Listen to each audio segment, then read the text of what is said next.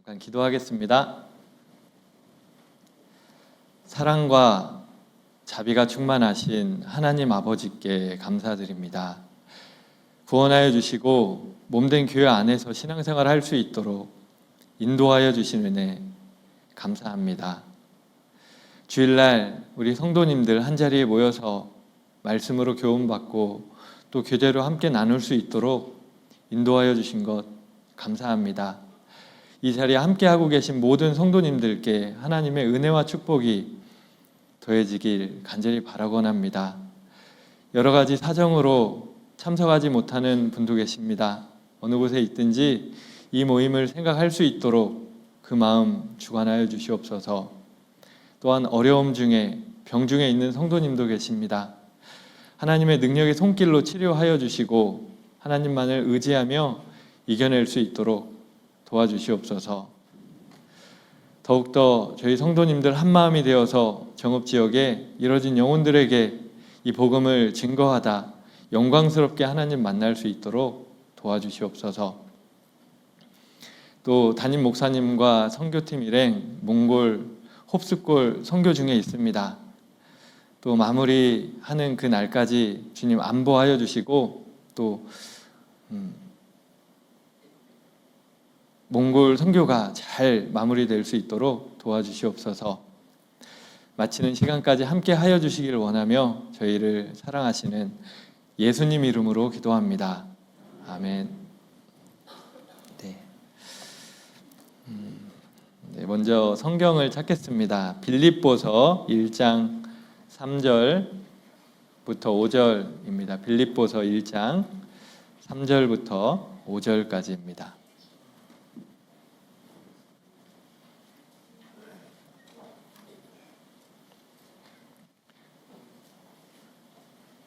빌립보서 1장 3절부터 5절까지 사시였으면 다 같이 한 목소리로 읽겠습니다. 내가 너희를 생각할 때마다 나의 하나님께 감사하며 간구할 때마다 너희 무리를 위하여 기쁨으로 항상 간구함은 첫날부터 이제까지 복음에서 너희가 교제함을 인함이라. 다시 인사드리겠습니다. 안녕하세요. 저는 부안에서 교제하고 있는 남궁재 형제입니다. 누군지 다 알고 계시죠? 네.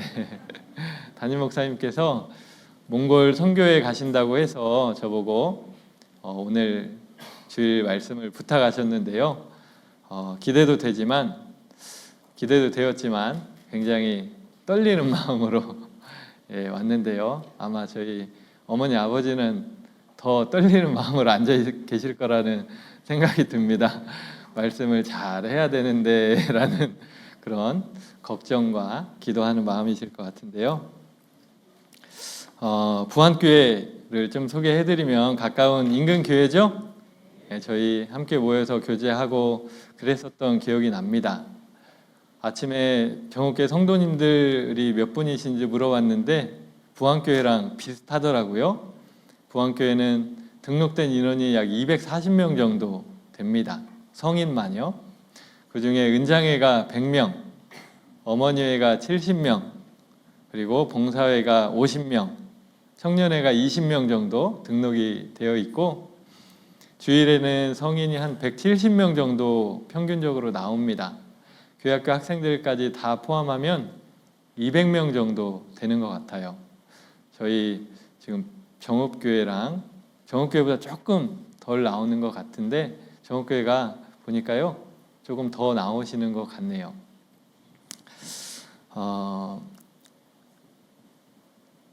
동일하게 농촌 시골 교회이다 보니까 은장의 비율이 계속 많아지고 그리고 또 시간이 지나면서 전도가 되긴 되는데 이 어르신들이 나이가 많으시다 보니까 먼저 소천하시는 분들도 계시고 전도가 되는데 이렇게 그 성도님들이 막 늘어나거나 그러지는 좀 않습니다.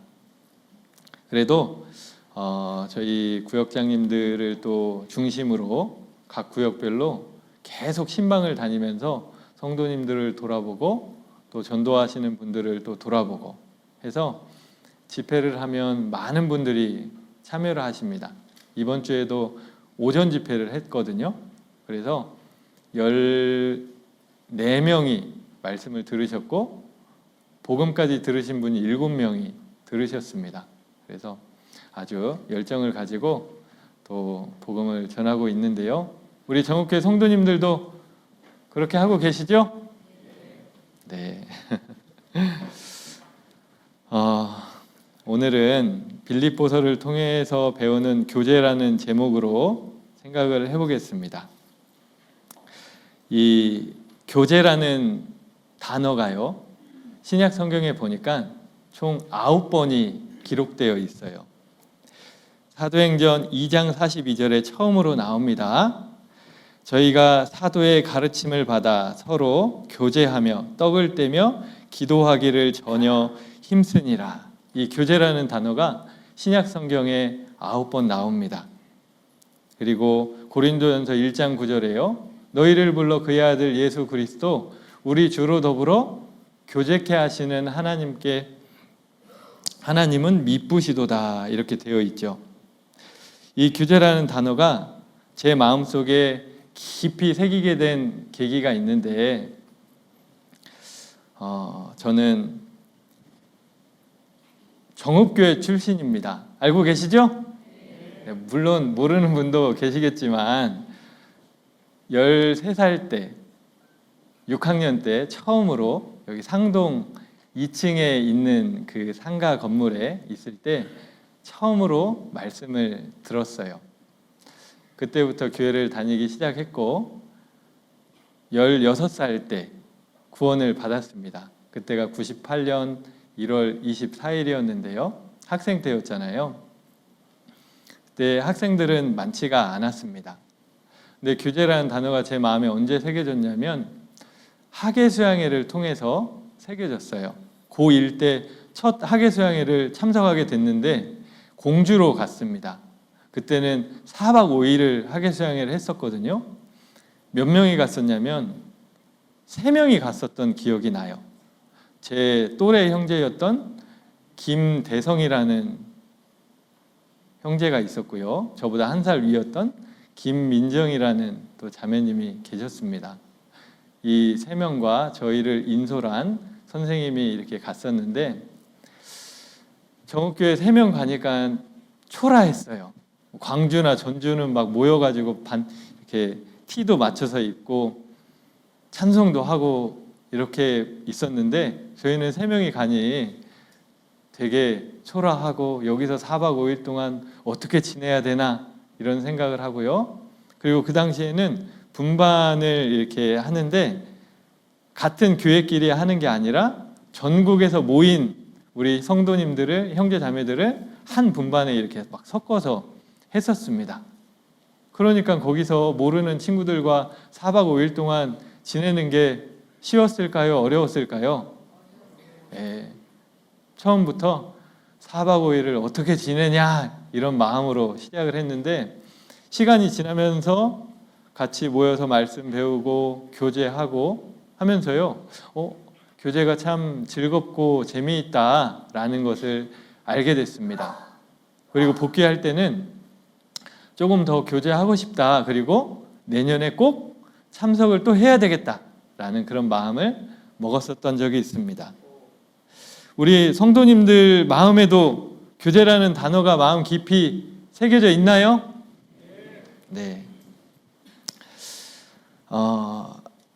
하나님 말씀대로요. 주께서 너희를 우리 주 예수 그리스도의 날에 책망할 것이 없는 자로 끝까지 견고케 하시리라. 그때 제가 교제라는 걸 알고 지금까지 하나님께서는 교제 가운데 인도해 주셨고 또 계속 견고케 하시고 계시는구나 이런 생각이 듭니다. 그런데요, 이 교제라는 단어의 뜻이 친교, 서로 사귄다라는 그런 뜻인데 그 의미만을 가지고 있는 것이 아닙니다. 교제라는 단어의 원어를 보면 코이노니아라는 단어를 사용하거든요. 코이노니아. 그런데 이 코이노니아라는 단어가 신약 성경에 19번이 나와요. 교제라는 단어는 9번이 나오는데 코이노니아는 19번이 나옵니다. 이게 무슨 말이냐? 교제라는 단어가 다른 모양으로, 다른 단어로 사용이 된 거예요. 그게 뭐냐면, 보겠습니다. 요한일서, 여기는 줄로 잡아두시고요. 요한일서 1장 3절입니다. 요한일서 1장 3절.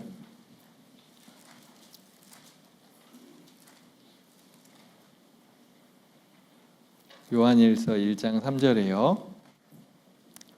제가 읽어보겠습니다. 우리가 보고 들은 말을 너희에게도 전함은 너희로 우리와 사귐이 있게 하려 함이니 우리의 사귐은 아버지와 그 아들 예수 그리스도와 함께함이라. 여기에서 사귐이 교제라는 같은 단어예요. 교제, 사귄다라는 뜻이죠. 그 교제를 사귄다라고 여기서 사용을 했습니다. 코이노니아입니다. 그리고 교제는 어떤 뜻이 있냐면 히브리서 13장 16절입니다. 히브리서 13장 16절.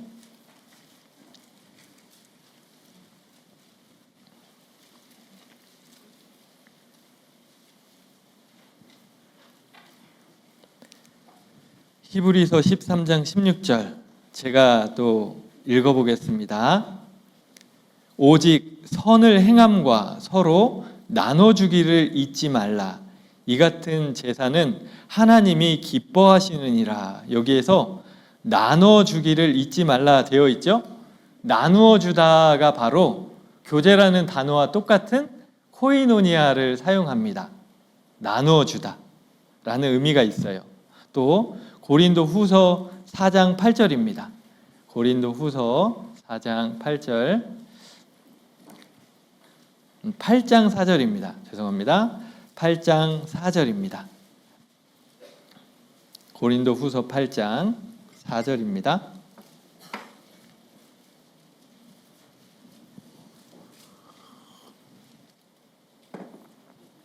네, 제가 읽어볼게요. 이 은혜와 성도 섬기는 일에 참여함에 대하여 우리에게 간절히 구하니, 이렇게 되어 있죠. 참여라는 단어가 교제라는 단어와 똑같은 코이노니아입니다. 이렇게 이 교제라는 단어, 사귄다라는 의미만을 가지고 있는 것이 아니라 나누어 준다, 참여한다라는 그런 뜻도 가지고 있는데요. 우리가 교제에 대해서 서로 사귀며 가까이 지낸다라는 의미만을 알고 교제한다면 안 됩니다. 나누어 주고 참여하고 이 부분에 대해서도 알아야 되는 거예요. 이것을 알아야 교제를 더 깊이 할 수 있고, 이것을 알아야 하나님께 대해서 더 깊이 알 수 있는 겁니다. 빌립보 성도들은 바울 사도와 사귀며 교제했어요. 그리고 나누어 주고 참여하며 교제를 더 깊이 했습니다. 그 결과 하나님께 대해서 더 깊이 알게 된 거예요. 우리도 마찬가지입니다. 빌립보서를 통해서 바울 사도와 빌립보 성도들이 얼마나 더 깊은 교제를 했는지 그것을 배우고 우리도 신앙생활을 하면서 그런 모습으로 살아가는 것이 마땅하다라는 겁니다. 빌립보서 1장을 와보십시오. 빌립보서 1장입니다. 그래서 빌립보서는 총 4장으로 되어 있는데 각 장마다 교제가 무엇인지 우리에게 알려주고 강조하고 있습니다. 빌립보서 1장 4절부터 6절까지 제가 읽어보겠습니다. 간구할 때마다 너희 무리를 위하여 기쁨으로 항상 간구함은 첫날부터 이제까지 복음에서 너희가 교제함을 인함이라. 너희 속에 착한 일을 시작하신 이가 그리스도 예수의 날까지 이루실 줄을 우리가 확신하노라. 네. 1장에서 배울 수 있는 것은 무엇이냐면 교제는 복음을 깨달음으로 시작이 된다라는 것을 알 수 있어요. 바울 사도께서는 빌립보 교회를 위해서 항상 기도한 이유가 뭘까요? 항상 기뻐한 이유가 뭐냐면 빌립보 성도님들이 복음에서 교제를 하고 있었기 때문입니다. 여기서 중요한 말씀 5절 보십시오. 5절 제가 다시 읽어볼게요. 첫날부터 이제까지 복음에서 너희가 교제함을 인함이라. 바울 사도는 빌립보 성도님들이 첫날부터 이제까지 복음에서 교제하고 있었기 때문에 기뻐했습니다. 이 첫날의 동그라미를 한번 쳐보십시오. 이 첫날이 핵심인데 이 첫날의 의미는 뭘까요? 교제가 시작된 날, 즉 구원받은 날입니다. 골로새서 1장 6절에 이 복음이 이미 너희에게 이르매 너희가 듣고 참으로 하나님의 은혜를 깨달은 날부터 너희 중에서와 같이 온 천하에서도 열매를 맺어 자라는도다 이렇게 되어 있죠. 이 복음을 깨달은 날이 첫날입니다. 빌립보서는 바울 사도께서 빌립보 성도님들에게 보낸 편지거든요. 빌립보 교회에서 처음으로 구원받은 성도님이 누구일까요? 우리 교회학교 선생님들은 아셔야 되는데요. 누구일까요? 루디아입니다. 루디아. 사도행전 16장에 보면 빌립보 교회가 세워지는 그 과정이 기록되어 있어요. 사도행전에 총 3번의 전도 여행이 나오는데요. 16장, 17장, 18장은 전도 여행 2번째를 기록하고 있습니다. 원래 사도 바울께서는 1차 전도 여행을 지금의 터키, 소아시아 지역을 전도 여행을 했어요. 그리고 2차 전도 여행을 시작할 때 1차 때 전도 여행했던 교회를 돌아봤고, 그리고 터키 지역, 지금의 터키 지역입니다. 북쪽으로 전도를 하러 가려고 계획을 하고 있었는데 예수의 영이 허락하지 않았습니다. 그리고 환상 중에 한 사람이 이 마케도냐 유럽으로 넘어와서 우리에게 복음을 전해달라라고 해요. 그래서 그것이 하나님의 뜻인 줄 알고 사도 바울은 배를 타고 아시아에서 유럽으로 건너가서 복음을 전합니다. 이 마케도냐 지역에 도착했고 그 마케도냐 지역의 첫 번째 성이 바로 빌립보라는 성이었어요. 지금으로 생각하면 마케도냐는 전라남도처럼 큰 지역이라고 보면 되겠죠. 전라남도의 첫 번째 도시 목포, 이런 식으로 생각하면 되겠습니다. 마케도냐 지역의 첫 번째 성 빌립보, 이곳에 빌립보에 도착을 해서 복음을 전합니다.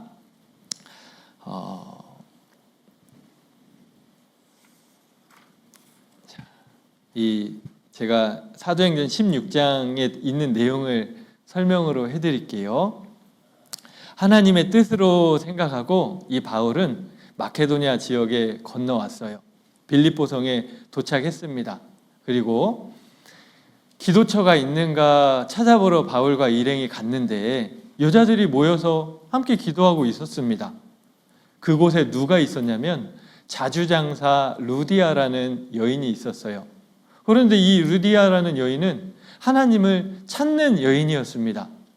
하나님을 찾는 여인을 만났으니 복음 전하면 쉽게 받아들여요? 안 받아들여요? 쉽게 받아들이는 거예요. 그래서 복음을 전했고 하나님이 마음 문을 열어서 구원을 받게 했습니다.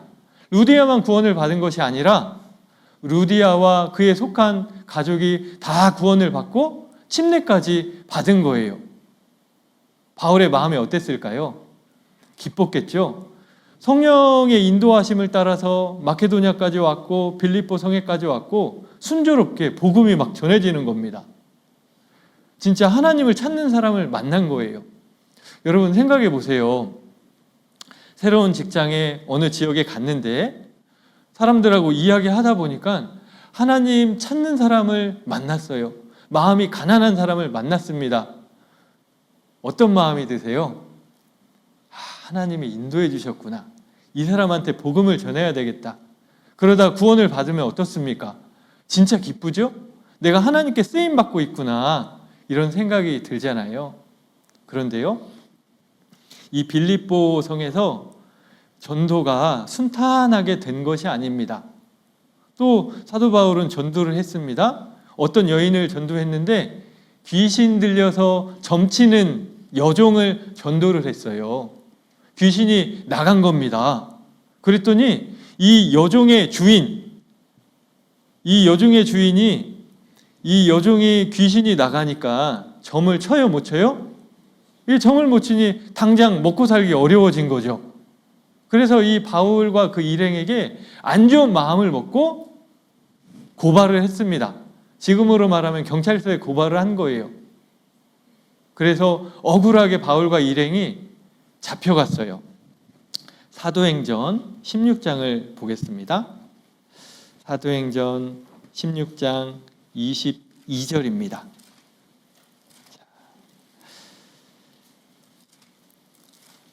이때부터 고난이 시작되는 거예요.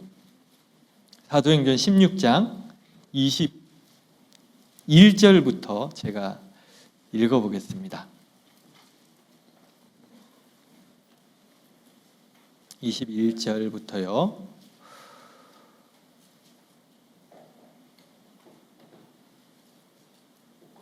이제 그 귀신 들린 여종의 주인이 이제 고발을 한 거예요.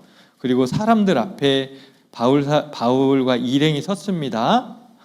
그러면서 이렇게 말하는 거예요. 바울에게 로마 사람인 우리가 21절입니다. 로마 사람인 우리가 받지도 못하고 행치도 못할 풍속을 전한다 하거늘 무리가 일제히 일어나 송사하니 상관들이 옷을 찢어 벗기고 매로 치라 하여.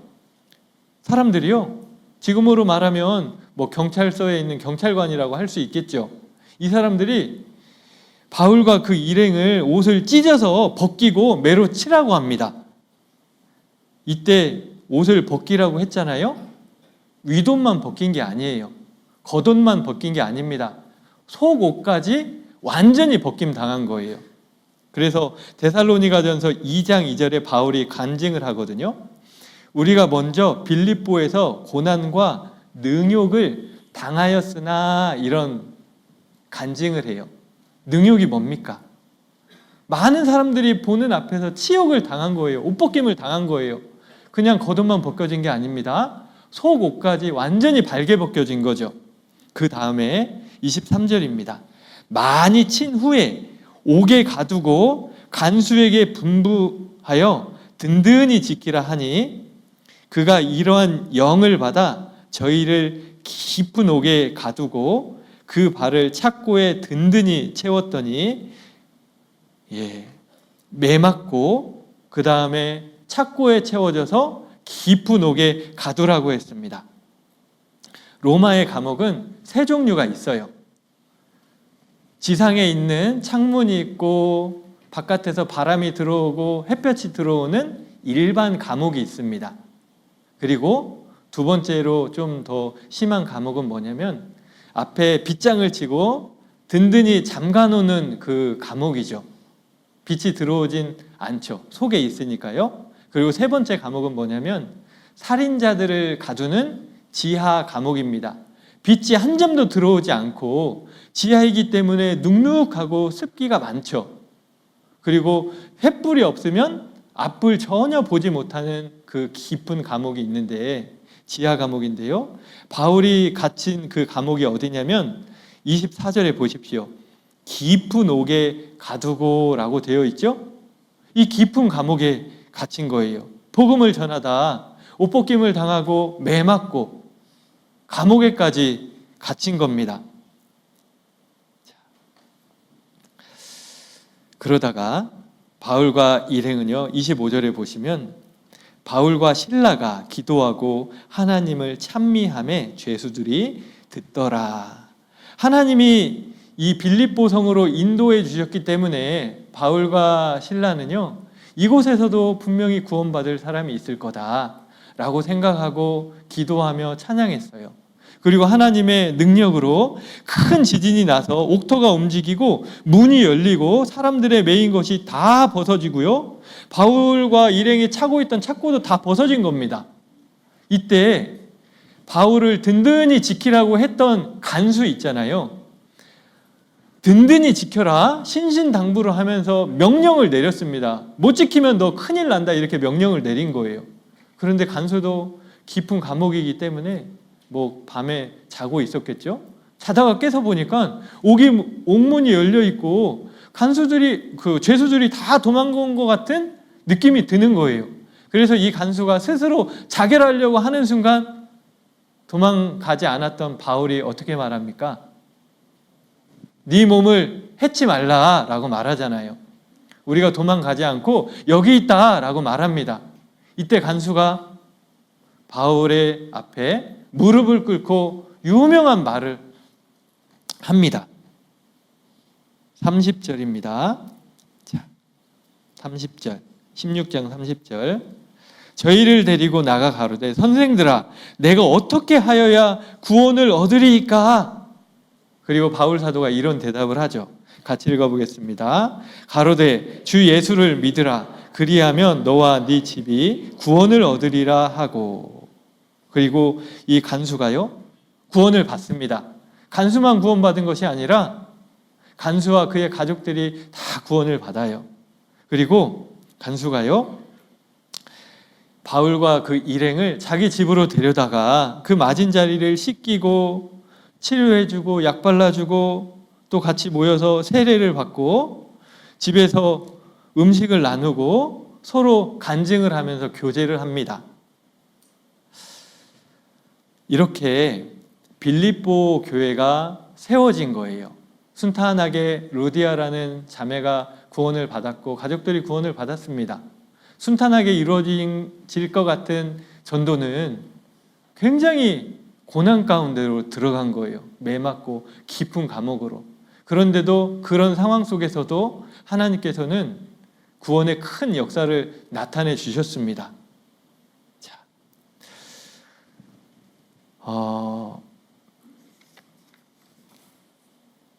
이 16장을 읽다 보면 고진감래라는 그런 사자성어가 생각납니다. 고진감래 아시죠? 쓸 것이 다하면 단 것이 온다라는 뜻이잖아요.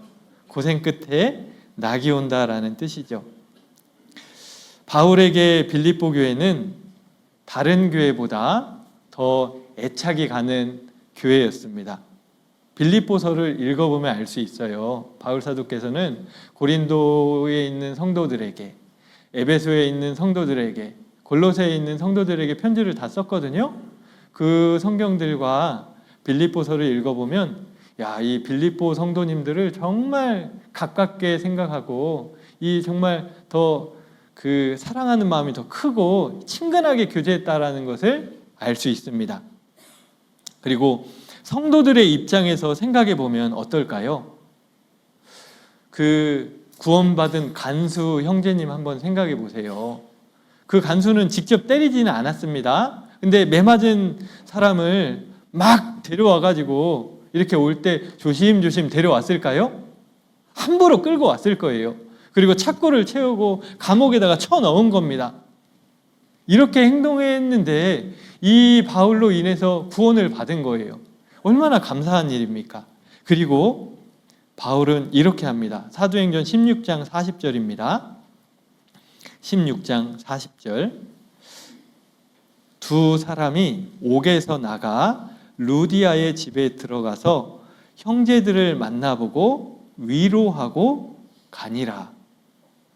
위로받을 사람은 바울이거든요. 매맞고 감옥에서 고난당했잖아요.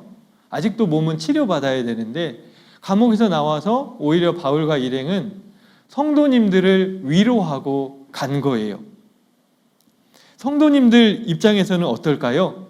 이 바울 사도에 대한 그 사랑하는 마음이 클까요? 안 클까요?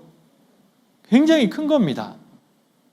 그래서 이렇게 빌립보 교회가 시작이 된 거예요. 그리고 바울 사도께서 빌립보서를 왜 기록했냐면 빌립보 성도님들은 바울 사도를 사랑하고 소식을 들으면서 있었어요. 그러다가 바울 사도께서 로마에 감옥에 갇혔다는 소식을 듣게 된 겁니다. 빌립보 교회에는 간수 형제님이 있잖아요. 감옥에 대해서 잘 알아요? 몰라요? 알죠. 걱정이 돼요? 안 돼요? 걱정이 되는 거예요.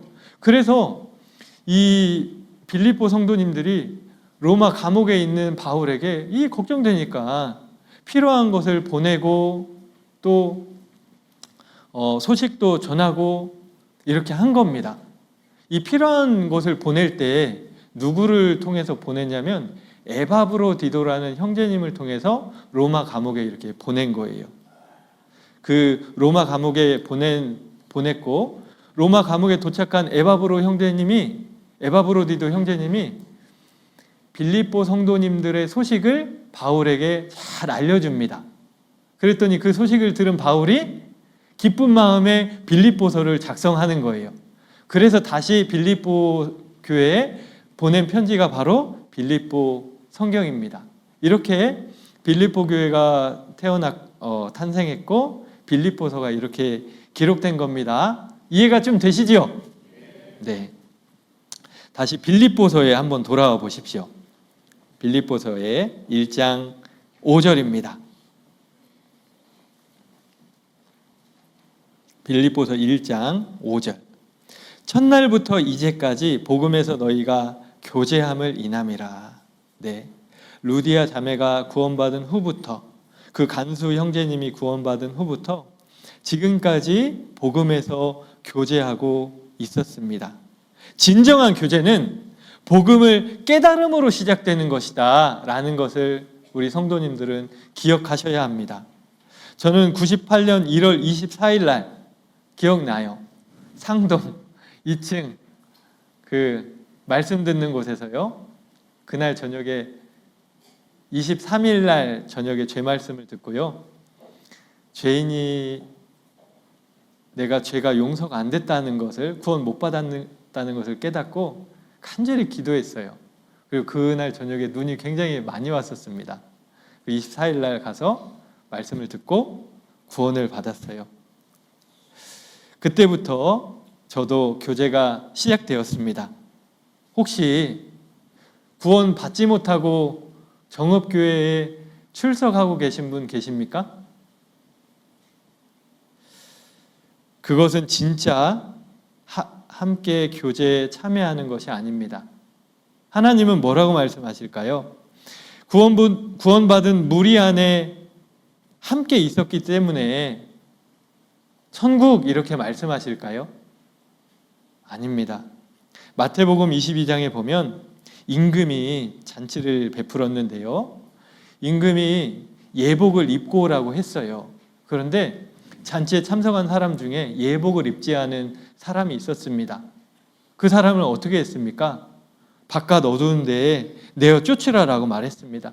거기서 슬피 울며 이를 간다라고 말했어요. 친구여, 왜 예복을 입지 않았느냐? 라고 물어봅니다. 입이 있어도 말을 못했습니다. 예복을 입지 않은 사람은 복음을 깨닫지 못하고 구원받지 못한 사람입니다. 바깥 어두운 데 던지라. 지옥을 말하는 거죠. 진짜 교제는 복음을 깨달음으로 구원받은 후부터 시작이 된다는 것을 기억하십시오. 구원받은 무리 안에 내가 왔다 갔다 한다고 해서 하나님이 나를 그냥 인정해 준다. 그게 아닙니다. 그리고요, 빌립보서 1장 27절입니다. 빌립보서 1장 27절이에요. 같이 읽어보겠습니다. 오직 너희는 그리스도 복음에 합당하게 생활하라. 이는 내가 너희를 가보나 떠나 있으나 너희가 일심으로 서서 한 뜻으로 복음의 신앙을 위하여 협력하는 것과. 복음이 깨달아졌다면 복음을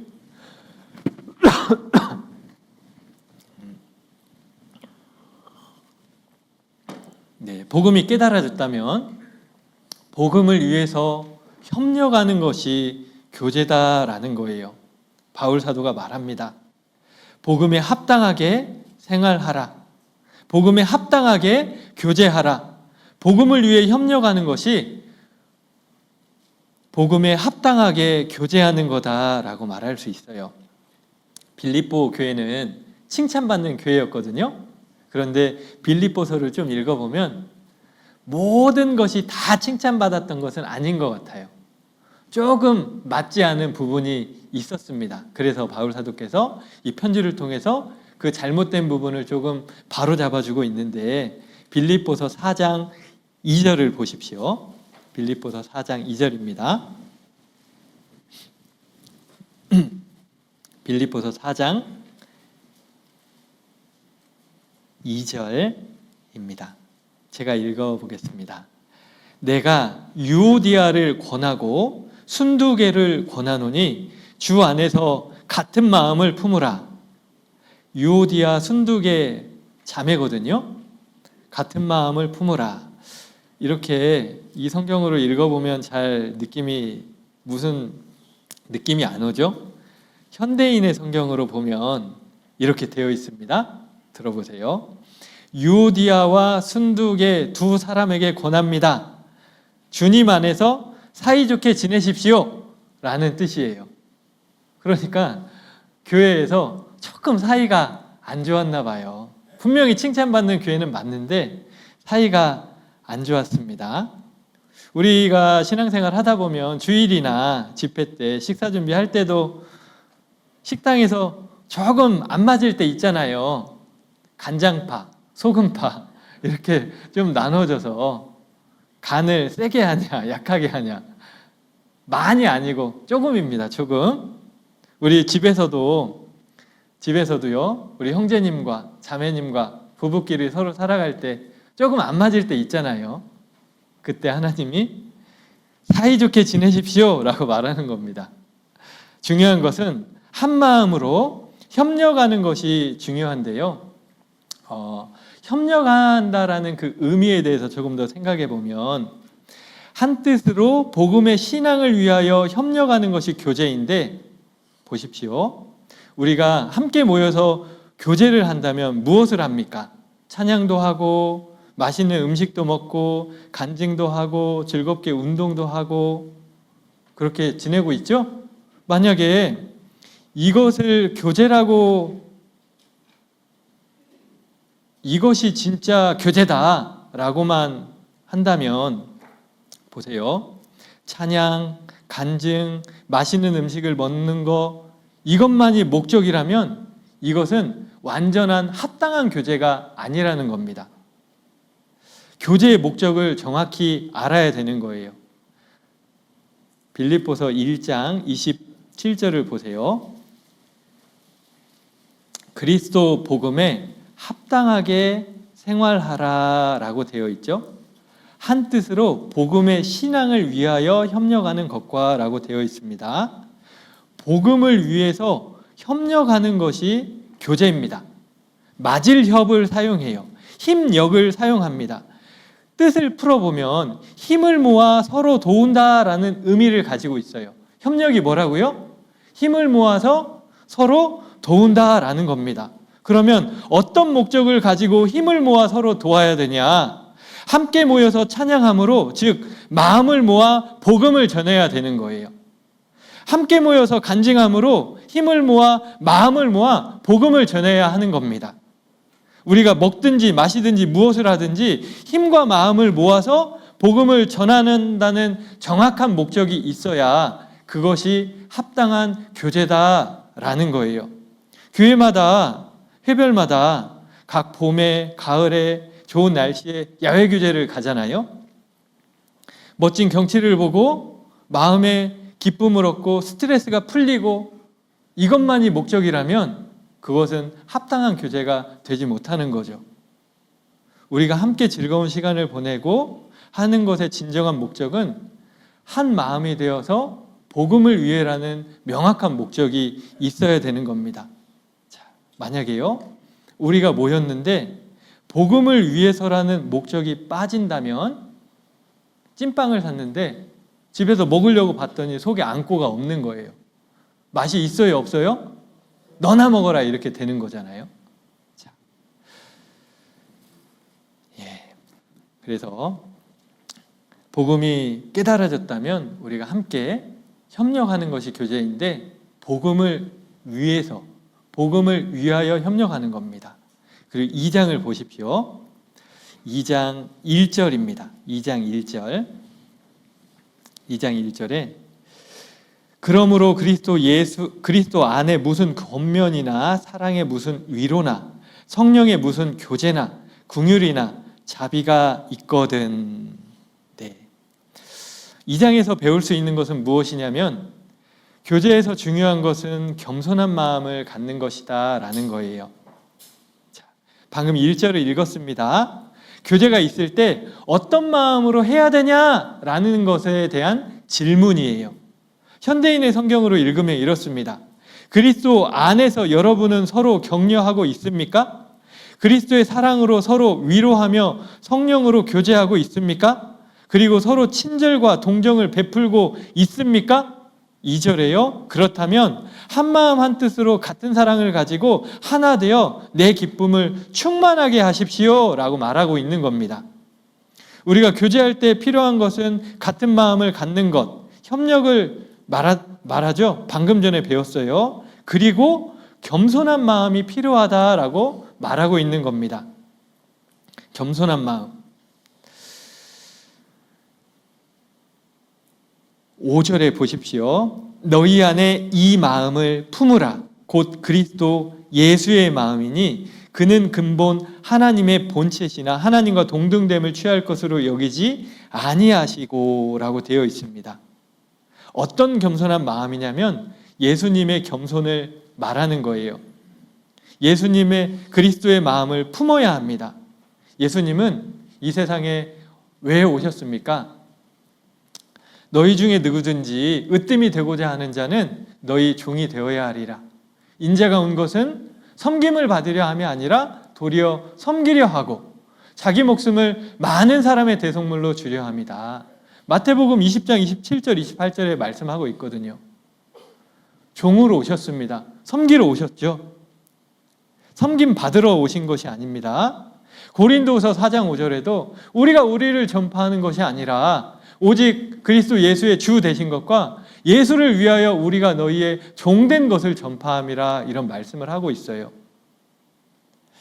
그래서 정말 교제를 할 때 겸손한 마음이 필요한데 교회에서 봉사를 할 때도요 힘든 일을 먼저 하려고 해야 됩니다. 그리고 간증 시간에도요 다른 사람의 간증을 잘 들어야 되는 거예요.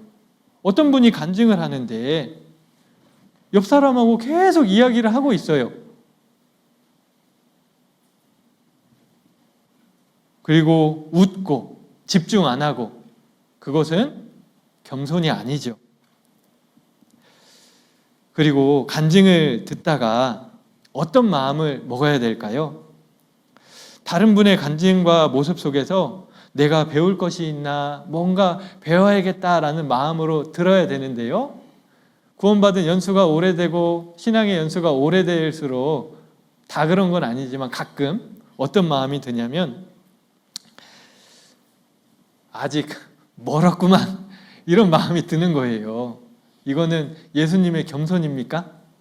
아닙니다. 교제할 때 겸손이 필요한 거예요.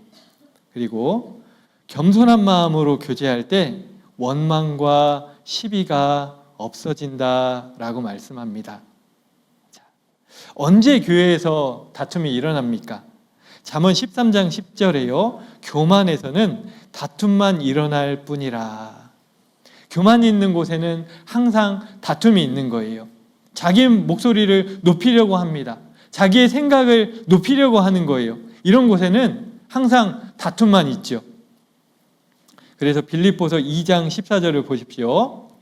겸손을 쭉 이야기하시고 모든 일을 원망과 시비가 없이 하라라고 되어 있어요. 예수님의 겸손이 있다면 우리가 어떤 일을 하든지 교회 안에서 원망과 시비, 다툼이 없는 겁니다. 자, 바울 사도께서 빌립보 성도님들에게 모든 일을 원망과 시비가 없이 하라고 권면해주고 있죠. 자, 우리도 마찬가지입니다.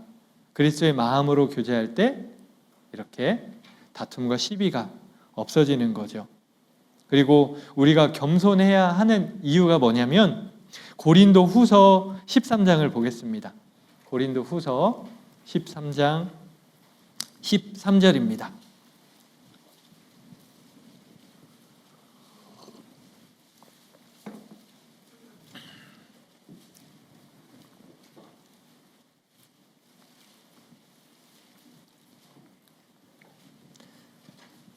고린도후서 13장 13절 같이 읽어보겠습니다. 주 예수 그리스도의 은혜와 하나님의 사랑과 성령의 교통하심이 너희 무리와 함께 있을지어다. 여기 성령의 교통하심이라고 되어 있죠? 이 교통하심이 바로 코이노니아 교제입니다. 우리가 함께 모여서 교제할 때 누가 함께 하고 계신 거예요? 성령의 교통하심, 하나님의 사랑과 성령의 교통하심이 너희 무리와 함께 있을지어다. 우리가 교제할 때 실제로 성령님이 함께 하고 계시기 때문에 우리가 겸손해야 되는 거예요. 단순히 눈에 보이는 육신을 가지고 있는 형제님만 자매님만 있는 것이 아니라 나보다 나이가 어리고 구원의 연수가 낮고 그런 형제 자매님이 계신 것이 아닙니다. 성령님이 함께 하고 계시기 때문에 우리가 교제할 때 겸손해야 하는 거예요. 반드시 필요합니다. 그리고 빌립보서 3장에서는 무엇을 말씀하고 있냐면 빌립보서 3장을 와보십시오. 3장에서는 무엇을 말하냐면 교제는 주님의 고난에 참여하는 것이다 라는 것을 강조하고 있어요. 참여. 빌립보서 3장 5절 6절에 보면 바울은 말합니다. 내가 8일 만에 할례를 받고 이스라엘의 족속이요 베냐민의 지파요 히브리인 중에 히브리인이요 율법으로는 바리새인이요 열심으로는 교회를 핍박하고 율법의 의로는 흠이 없는 자로다. 자, 바울 사도가 간증하죠. 나도 육신적으로 보면 대단한 사람이다. 그런데 나는 이것이 나에게 유익이 아니라 이런 것들은 나에게 배설물처럼 여긴다라고 말씀을 하고 있습니다. 7절 8절입니다. 그러나 무엇이든지 내게 유익하던 것을 내가 그리스도를 위하여 다 해로 여길 뿐더러 또한 모든 것을 해로 여김은 내 주 그리스도 예수를 아는 지식이 가장 고상함을 인함이라. 내가 그를 위하여 모든 것을 잃어버리고 배설물로 여김은 그리스도를 얻고 그 안에서 발견되려 함이니라고 되어 있죠. 자, 이 육신적인 모든 좋은 것들, 육신적으로 내세울 수 있는 모든 것들을 바울 사도께서는 다 배설물처럼 여기고 나에게 유익한 것이 아니다라고 말합니다. 왜 그렇게 했냐면 그리스도 안에서 진짜 자기가 발견되어야 하기 때문에 그런 거예요. 그리스도에게 인정받으려고 하는 겁니다. 세상 사람들에게 인정받는 게 아니죠. 하나님 앞에서 참된 일꾼이다, 참된 그리스도인이다 라는 인정을 받아야 되는 거예요. 그러면 그리스도에게 인정받는 방법이 뭘까요? 10절입니다. 10절 보십시오. 내가 그리스도와 그 부활의 권능과 그 고난에 참여함을 알려하여 그의 죽으심을 본받아 라고 되어 있죠. 고난에 참여함을, 이 참여도 바로 코이노니아 교제를 말하고 있는 거예요. 바울에게 진짜 유익이 무엇입니까? 육신적인 것이 아니라 그리스도 고난에 참여하는 것이다 라고 말하고 있습니다. 구원받은 이후 바울의 삶 전체는요, 그리스도 고난에 참여하는 교제였습니다. 그리고 빌립보서 3장 17절에 바울 사도가 빌립보 성도님들에게 이렇게 말씀합니다. 형제들아, 너희는 함께 나를 본받으라. 또 우리로 본을 삼은 것 같이 그대로 행하는 자들을 보이라. 바울 사도는 본인이 고난에 참여한다라고 했잖아요. 그리고 나서 빌립보 성도님들에게 자신을 본받으라라고 말하고 있는 거예요. 실제로 빌립보에 있는 성도님들은 바울을 본받았어요. 바울이 고난에 참여함으로 교제했던 것을 그대로 본받아서 행했습니다. 그 중에서 에바브로디도, 고난에 참여한 에바브로디도 형제님에 대해서 좀 살펴볼 건데요.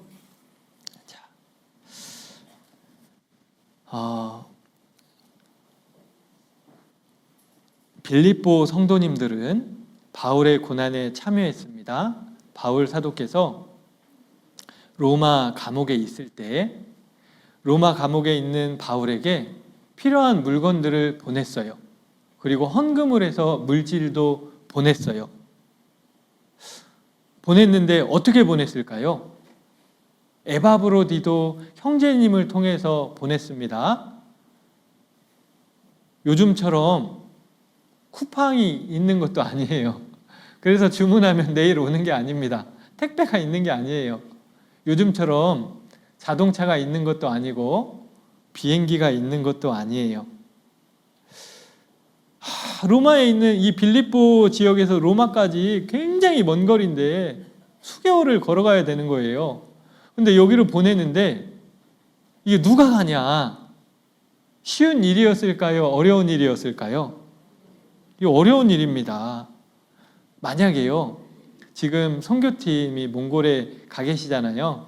제가 물어보니까 리무진을 타고 갔다가 리무진을 타고 오신다라고 하더라고요.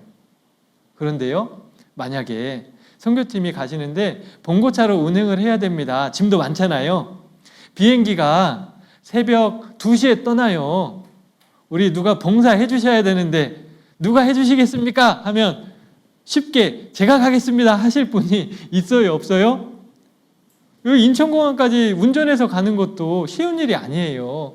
그리고 선교팀이 복귀를 합니다. 새벽 4시에 도착하는데 누가 운전해서 모시고 오셔야 돼요. 제가 기분 좋게 다녀오겠습니다 이럴 분이 있어요, 없어요? 어떤 형제님께 형제님 좀 가실 수 있으세요? 내일 출근해야 되는데요. 여러 가지 이유와 그런 것들이 있어서 쉽지가 않잖아요. 그런데 몇 달을 걸어서 가야 하는 그 거리를 에바브로디도 형제님이 제가 가겠습니다 하고 그 길을 마다하지 않고 간 거예요. 고난에 참여한 겁니다. 빌립보서 2장 25절 보십시오. 25절, 27절까지. 지금 빌립보서를 기록하고 있을 때는 에바브로디도 형제님이 이미 로마에 도착해서 바울과 함께하고 있을 때였어요. 소식도 듣고 서로 교제하고 있을 때입니다. 에바브로디도 형제님은 바울을 도와서 복음 전하는데 같이 막 힘쓰고 있을 때였어요. 그러다가 25절에 그러나 에바브로디도를 너희에게 보내는 것이 필요한 줄로 생각하노니 그는 나의 형제요 함께 수고하고 함께 군사된 자요 너희 사자로 너희가 보낸 사람으로 나의 쓸 것을 돕는 자라. 실제로 에바브로디도 형제님이 로마에 도착해서 바울과 함께 동역자로 일을 하는 겁니다. 복음 전하는데 함께 도와주는 거예요. 옆에서 바울을 돕고 수발 들고 여러 가지 일을 하는 거예요. 26절 그리고 에바브로디도 형제님의 마음이 이랬습니다. 에바브로디도 형제가 너희 무리를 간절히 사모하고 빌립보 성도님들을 사모했습니다. 자기의 병든 것을 너희가 들은 줄을 알고 심히 근심한지라. 바울을 도와서 같이 복음을 전하는 봉사를 하다가 에바브로디도 형제님이 자기 몸이 축나는지도 모르고 도와주다가 병든 거예요. 그런데 죽을 병에 걸린 겁니다. 27절 저가 병들어 죽게 되었으나. 로마에 와서 주님의 일을 하다가 고난 받으면서 주님의 일을 하다가 병들어서 죽게 된 겁니다. 그런데 누구를 걱정을 하냐? 죽게 되었으나 27절이요 하나님이 저를 긍휼히 여기셨고 저뿐 아니라 또 나를 긍휼히 여기사 내 근심 위에 근심을 면하게 하셨느니라. 하나님이 치료해 주셔서 병이 나았습니다. 그런데 에바브로디도 형제님이 걱정한 건 뭐였냐면 26절에 자기 병든 것을 너희가 들은 줄을 알고 심히 근심한지라. 생각해 보십시오. 빌립보 성도님들은 자신들이 못 가니까 에바브로디도 형제님이 대신 간다고 했을 때 잘했어요 형제님 좋아요 정말 내 대신 가서 해주세요 막 해서 갔는데 병들어 죽게 생긴 거예요. 근데 이 소식을 빌립보 성도님들이 들었으니 마음에 걱정이 돼요, 안 돼요? 되는 거예요. 이 걱정되는 것을 또 걱정하고 있는 거예요. 에바브로디도 형제가요. 이 얼마나 귀한 마음입니까? 우리 성도님들이 볼 때도 에바브로디도 형제님의 믿음이 대단하죠? 진짜 고난에 참여하고 있는 거거든요. 그런데요, 우리 주변에도 보면 에바브로디도 같은 형제 자매님들이 많이 계시다라는 거예요. 항상 교회에 이런 분들이 있습니다. 저도요, 어떤 저랑 친한 형제님이 있는데 강원도 양구에서 근무 교제하고 있는 군인 형제님이시거든요. 그런데 그 형제님께 전화를 하고 이렇게 교제를 하다 보면 형제님 오늘 뭐 해요? 라고 물어보면 근무를 서고 있대요. 24시간 내일 아침까지 근무를 서고 있대요. 그러면 내일 쉬겠네요? 라고 물어보면 칡캐러 간다고 대답을 해요. 양구교회가 칡을 캐서 칡집을 짜서 그거 판매를 하거든요. 저도 강원도 양구에 있을 때 칡캐러 많이 다녔습니다. 소양강에 배 타고 들어가서 꽹이 들고 그 칡을 막 200kg씩 캐오는 거예요. 이렇게 굵은 걸. 한 4시간, 5시간씩 해야 되거든요. 갔다 오면 그거를 씻어서 잘라서 가루를 내가지고 짜서 끓여서 봉사가 밤새도록 되는 거예요. 근데 그 형제님께 전화했더니 근무를 서고 있대요. 내일은 뭐 합니까? 칡캐러 간대요. 그리고 밤 12시까지 봉사하고 그 다음날 출근을 하는 거예요. 그리고 형제님 뭐 하고 계세요? 어제 근무 쉬셨는데 예, 지금 교회에서 봉사하고 있어요. 새벽 2시까지 막 봉사를 하는 거예요. 자, 그 분을 봤을 때 야, 진짜 에바브로디도 같은 형제님이다. 이런 생각이 들었습니다. 그런데요, 이분만 그러냐? 그런 게 아닙니다. 하계수양회를 한번 보십시오. 더운데 올해 하계수양회가 끝났습니다. 경광봉을 들고 그 도로 통제를 하면서 안내를 하고 정말 밝은 모습으로 막 인사를 하잖아요. 그것뿐입니까? 더운 주방에서 식사 준비를 하시고 또 정옥교회도 봉사하셨죠? 예, 그 분리수거 하면서 기쁜 밝은 얼굴로 봉사하셨잖아요. 그리고 방역하면서 다니시고, 자, 보이지 않는 곳에서 곳곳에 고난에 참여하는 에바브로디도 같은 형제 자매님들이 있습니다. 그래서 수양회에 가서 우리 형제 자매님들의 얼굴을 보잖아요. 그러면 전부 다 아름답게 보이고 예쁘게 보입니다. 형제님들은 진짜 멋져 보이는 거예요. 실제로 잘생기고 아름다워서 아름다워 보이는 것도 있지만 다 그렇진 않잖아요. 근데 그래도 다 아름답게 보이는 거예요. 왜 그런지 아십니까? 에바브로디도라는 이름의 뜻이 뭔지 아세요? 매력적인, 잘생긴 이라는 뜻입니다. 하나님의 일을 하는 하나님의 그 교제에 참여, 고난에 참여하는 우리 형제 자매님들이 왜 매력적으로 아름답게 보이느냐? 하나님의 일을 하기 때문에 그런 거예요. 자, 하나님 앞에 정말 잘생기고 매력적인 분들, 정말 주님의 고난에 참여하는 분들이라고 할 수 있습니다. 교제는 무엇입니까? 막 하하, 호호, 즐거운 곳에 가서 막 맛있는 거 먹고 그렇게 즐기는 것이 교제가 아닙니다. 주님의 고난에 참여하는 것이 교제라는 것을 우리는 기억해야 돼요. 빌립보서 3장 10절입니다. 빌립보서 3장 10절에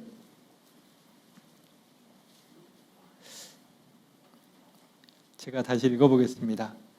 내가 그리스도와 그 부활의 권능과 그 고난에 참여함을 알려하여 그의 죽으심을 본받아.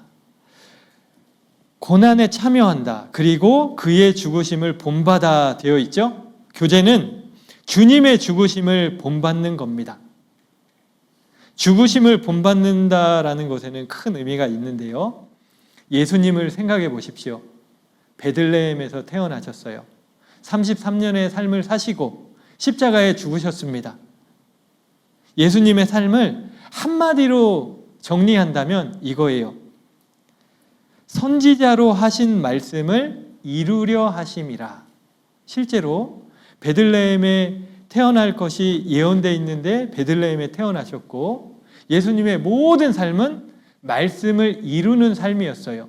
그리고 십자가에서 마지막으로 다 이루었다 하시고 머리를 숙이시고 영원히 돌아가셨죠.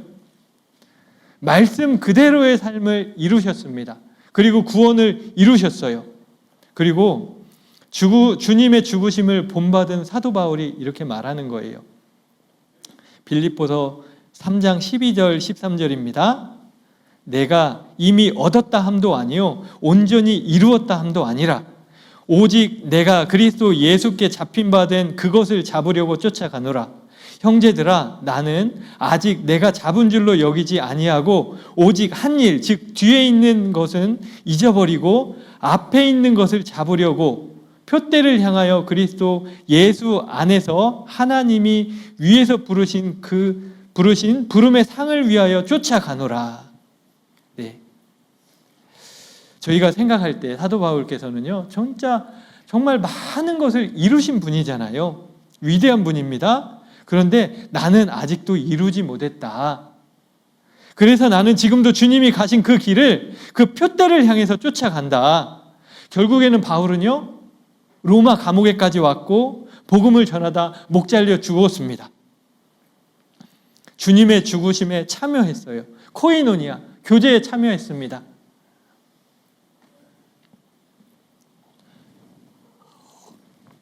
주님의 죽으심을 본받는 것이 교제인데요. 그러면 바울 사도께서 우리에게 진짜 알려주고 싶었던 것, 당신들도 나처럼 죽어라, 이걸 알려주고 싶었을까요? 주님의 죽으심에 참여한다는 것은 뭐냐면 갈라디아서 2장 2절입니다. 찾아보겠습니다. 갈라디아서 2장 2절. 자,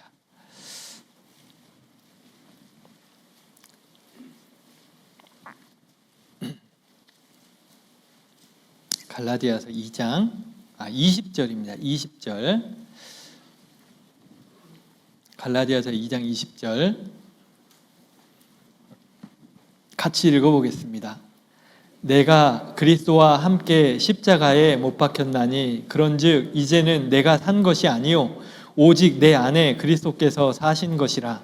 이제 내가 육체 가운데 사는 것은 나를 사랑하사 나를 위하여 자기 몸을 버리신 하나님의 아들을 믿는 믿음 안에서 사는 것이라. 네.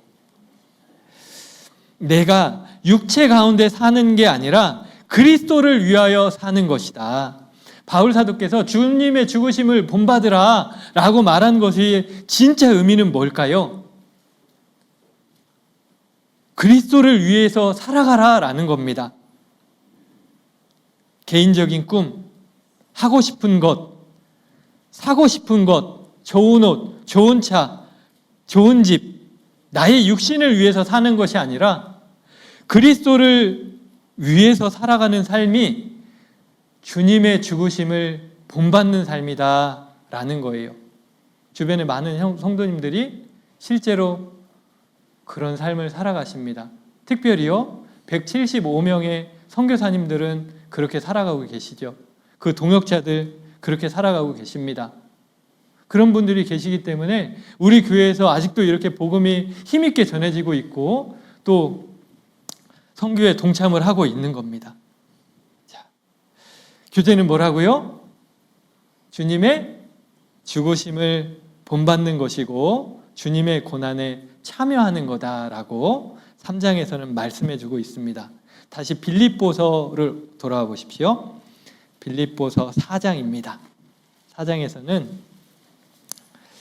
어떤 것이 교제인지 알려주냐면 코이노니아라는 그 단어의 뜻이 사귄다, 그리고 참여한다, 그리고 나누어 준다라는 뜻이 가지고 있잖아요. 근데 4장에서는 어떤 것을 말하냐면 나누어 준다라는 것을 말하고 있습니다. 즉 교제는 복음이 전해지는 곳에 물질을 드리는 것이다 라고 할 수 있어요. 자, 빌립보서 4장 11절입니다. 내가 궁핍함으로 말하는 것이 아니라 어떠한 형편에든지 내가 자족하기를 배웠노니 내가 비천에 처할 줄도 알고 풍부에 처할 줄도 알아. 모든 일에 배부르며 배고픔과 풍부와 궁핍에도 일체의 비결을 배웠노라. 궁핍, 이것은요, 먹을 것이 없어서 굶어 죽을 수 있는 상황을 말씀하고 있는 겁니다. 그런데 바울 사도께서는 어떤 상황에서도 있는 것에 만족하는 것을 배웠어요. 왜 그랬냐? 하나님을 의지했기 때문입니다. 그리고 이 하나님을 의지했던 바울 사도에게 하나님이 빌립보 교회를 통해서 도움을 주신 거예요. 바울 사도의 어려움을 도와준 교회가 빌립보 교회입니다. 14절 15절입니다. 4장 14절 15절. 그러나 너희가 내 괴로움에 함께 참여하였으니, 함께 참여했다, 이것도 교제죠. 잘하였도다. 빌립보 사람들아, 너희도 알거니와 복음의 시초에 내가 마게도냐를 떠날 때에 주고받는 내 일에 참여한 교회가 너희 외에 아무도 없었느니라. 복음의 시초라고 했죠. 마케도냐 지역에 전도가 되고 교회가 세워질 때입니다. 빌립보 교회 말고는 어디에서도 바울에게 도움을 주지 않았어요. 복음이 사실 말로만 전해지는 것이 아니잖아요. 물질이 필요한 겁니다. 바울이 복음을 전할 수 있도록 빌립보 교회가 나누어 주는 것에 동참했어요. 물질을 드림으로 교제했습니다. 우리 시대도 마찬가지죠. 복음이 말로만 전해지는 것이 아니죠. 교회당에서 식사를 합니다. 여기서도 돈이 들어가요. 뭐 전기요금, 수도요금, 돈이 들어갑니다. 여기에만 돈이 들어가는 것이 아니라 해외 선교할 때에 많은 물질이 들어가죠. 175명의 선교사님들과 그의 동역자들, 정말 수고하고 계시거든요. 그래서 사실 우리 성도님들 뭐 교회 헌금함에 보면 여러 가지 봉투 내용들이 많이 있잖아요. 그런데 해외 선교 헌금에는 꼭 동참해 주십시오. 진짜 이것은 주님의 복음에, 주님과 함께하는 교제에 내가 거기에 참여하는 거예요. 우리 학생들도 가능하다면 1,000원이라도, 단돈 100원이라도 선교 헌금에 동참해야 됩니다. 자, 그리고 물질이라는 것은 내가 교회에 아니면 다른 사람에게 도움을 주는 것일까요? 물질을 드리는 것은 나를 위한 것이다 라고 설명하고 있는데 4장 17절입니다. 내가 선물을 구함이 아니요 오직 너희에게 유익하도록 과실이 번성하기를 구함이라. 물질이 필요하다, 나에게 물질을 달라, 이렇게 말하는 게 아니라, 나를 위한 것이 아니라 너희를 위한 거다라고 말했죠. 너희에게 유익하도록 많은 열매가 맺게 하기 위함이다. 자, 빌립보 교회의 물질의 희생을 통해서 마게도냐 지역에 복음이 전해졌습니다. 2차 전도여행이 마무리가 됐어요. 또 3차 전도여행을 할 수 있었고 많은 사람들이 구원을 받고 교회가 세워졌습니다. 물질은요, 한 영혼을 전도하는데 진짜 귀하게 사용되는 거예요. 그리고 이때 드렸던 물질은, 빌립보 성도님들이요, 이때 바울에게 드렸던 물질은 어떻게 되었을까요? 그 상급으로 분명히 쌓입니다. 물질을 하나 드렸더니 상급이 하나가 쌓였겠죠? 그러면 지금까지 쌓인 상급 하나로 남아있을까요? 아닙니다. 그때 드렸던 물질이 복음이 전해졌죠. 영혼이 구원받았죠. 그 복음이 우리에게까지 왔어요. 지금까지 그때 드렸던 물질에 대한 상급이 계속 쌓이고 있다라고 보시면 됩니다. 요즘에 은행에 예금을 하면 복리 이자는 없잖아요. 복리. 이자에 이자가 붙는 그런 건 없죠? 그런데 만약에 복리를 주는데 10%씩 준다. 그러면 전부 다 은행에 예금을 하겠죠. 시간이 지나면 지날수록, 빨리 내면 낼수록, 그러면 누구에게 이익이에요? 먼저 내는 사람, 많이 내는 사람에게 자신에게 이익이 되는 겁니다. 그런데 우리의 상급이 바로 이 복리처럼 주님이 오실 때까지 계속 늘어난다라는 거예요. 자, 영광이 영원히 있습니다. 이제 제가 작년 8월 14일 날 네팔에서 이렇게 들어오고 한국에 온 지 이제 1년째가 되었는데요. 제가 네팔 선교를 할 때 저희 어머니께서 그때 헌금을 해주셨어요. 200만 원을 보내주셨습니다. 고기 사 먹으라고. 제 아들이 지금 100kg예요. 키가 179인데 100kg요. 얼마나 잘 먹겠어요. 근데 200만 원을 고기 사 먹으라고 보내주셨는데 이 고기를 200만 원어치 다 사 먹을 수 없잖아요. 그래서 분명히 이것을 농사 지어서 보내준 게 분명한데 고기 사 먹는 곳에만 다 써버린다면 이건 그냥 뒤로 나가고 끝인데 어디에다 쓰면 귀하게 사용할까 고민하다가 그때 제가 있던 곳이 태초교회였는데요. 옛날 스크린을 사용하고 있었어요. 이렇게 내려가지고 쓰는 블라인드랑 프로젝트는 오래된 거. 그러니 글씨가 희미하게 보이잖아요. 그래. 네팔에서 파는 TV, LED TV 가장 큰 게 65인치였거든요. 그게 180만 원 정도 됐어요. 일부는 고기 사 먹고 그리고 나머지로 다 65인치짜리 LED TV를 샀죠. 그래서 왼쪽에 딱 놨습니다. 그래서 전도 집회 할 때마다 성도님들이 밝은 화면으로 선명한 화면으로 하나님 말씀을 듣고 예수님 순환당하는 영상을 보고 구원받는 거예요. 그때 집회를 할 때마다 5, 60명씩 새로운 분들이 왔었거든요. 그리고 또 누군가가 또 헌금을 해주셨습니다. 200만 원인가 그랬어요. 그때도. 신방을 갈 때 계란 한 판을 사가거든요. 한 6천 원 정도 계란 한 판이 됐습니다. 우리나라 돈으로요. 굉장히 비싼 거예요. 그런데 신방 갈 때 계란값 하라고 돈을 보내주셨는데 이것을 또 더 귀하게 어디에다 쓸까 65인치 LED TV를 한 대 더 사자. 그래서 양쪽에 여기 대강단처럼 큰 것이 아니기 때문에요. 65인치 정도 되면 충분히 성도님들이 밝게 볼 수 있었어요. 그래서 지금도 저는 한국에 돌아왔지만 그때 성도님들이 보내준 헌금으로 그것을 사서 지금도 집회할 때마다 그것을 통해서 복음이, 말씀이 전해집니다. 구원을 받겠죠. 1년에 4번씩 대집회가 있으니까 구원을 받겠죠. 구원을 받을 때마다 상급이 쌓입니까? 안 쌓입니까? 누구에게 쌓여요? 예. 고깃값 하라고 200만 원 보내주신 분에게 상급이 쌓이겠죠. 언제까지요? 주님이 오실 때까지 계속 쌓이는 거예요. 그러니 헌금을 드리는 것은 그 사람들을 위해서 드리는 겁니까? 나를 위해서 드리는 겁니까? 나를 위한 것이 되는 거예요.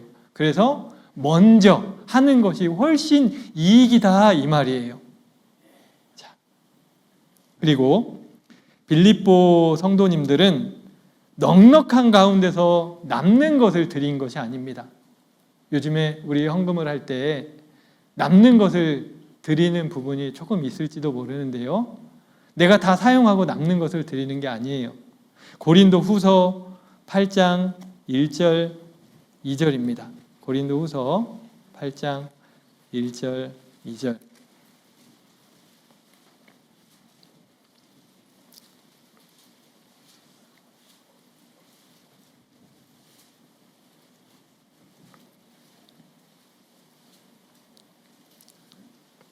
네, 같이 읽어보겠습니다.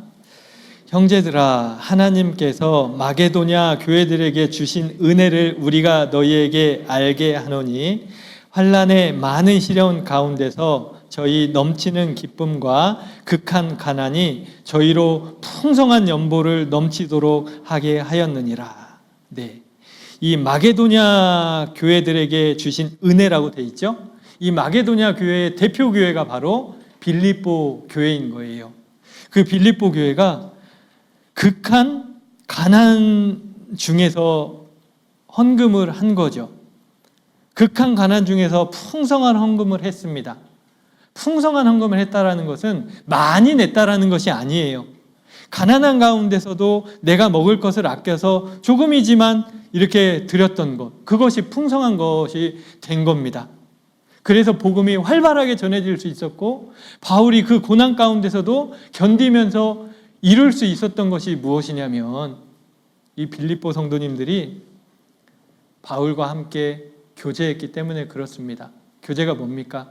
서로 친하게 지내면서 하하호호 하면서 사귀는 것만이 교제가 아닙니다.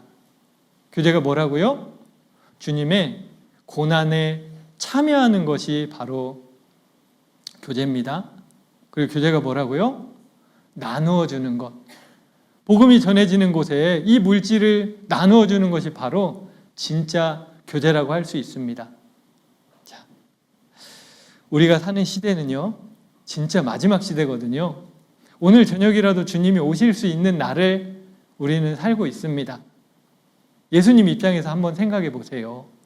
요한복음 14장 1절 2절에 보면 아버지 집에 거할 곳이 많다라고 했고, 예수님은 그곳에서 신혼방을 준비하고 있습니다.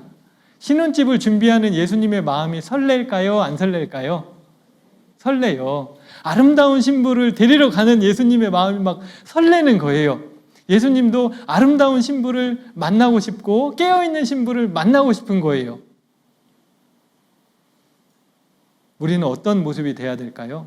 아름다운 신부가 되고 깨어있는 신부가 돼야 됩니다.